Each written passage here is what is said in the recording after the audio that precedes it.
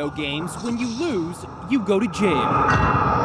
Proving the game truly is fiction, because in the real world, when you steal a vehicle, in many cases, you walk free. You kind of feel like you're violated, in a sense. Someone's totally invaded your privacy. Don't believe it? Just ask Andrew Parker. I stood right here for a moment, just kind of in awe, thinking something's wrong here, something's missing. Someone jacked his fiance's Acura right from their driveway. I would love to find out who did this. And so would police officers. The only problem, they haven't, in Andrew's case or thousands of others. Are you happy with the percentage that the arrest rate is at right now? No, sir. We would love to have the arrest rates be higher.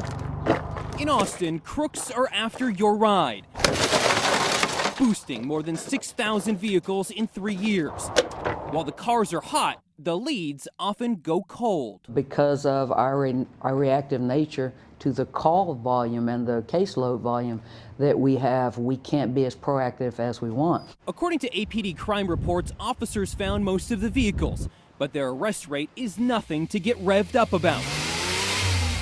9% in 2011 and 2012, a little higher at 11% last year. We're still doing a good job, but we believe and know that there's always room for improvement. The national average for cities of a similar size is about 8%. Head north, the numbers go south. While APD is ahead of the national average, the Round Rock Police Department isn't. You can run the numbers several different ways. Oftentimes, by not reading a supplemental report, which is filed weeks, months, or even years later, you won't see if an arrest was ultimately made through a subsequent investigation. We did run the numbers, and here's what we saw. In 2012, Round Rock Police made 1 arrest for a car stolen in the city.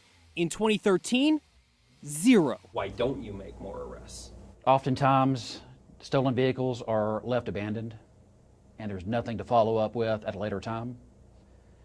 It's wrecked, burned, driven into a lake. I mean, any number of things can happen. So what's holding them back from slapping the handcuffs on the bad guys? In human resources and technological resources.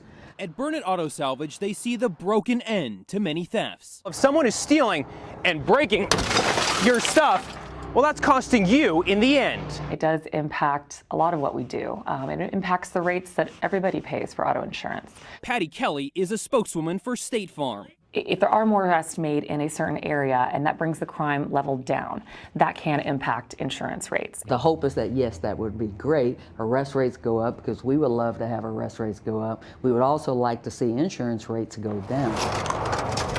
That's little comfort to someone who's paying for the damages, because unlike the game, this is real life for Andrew. We'll probably never find out who did it, but now we've got a few other things installed around the house to ensure that this doesn't happen again.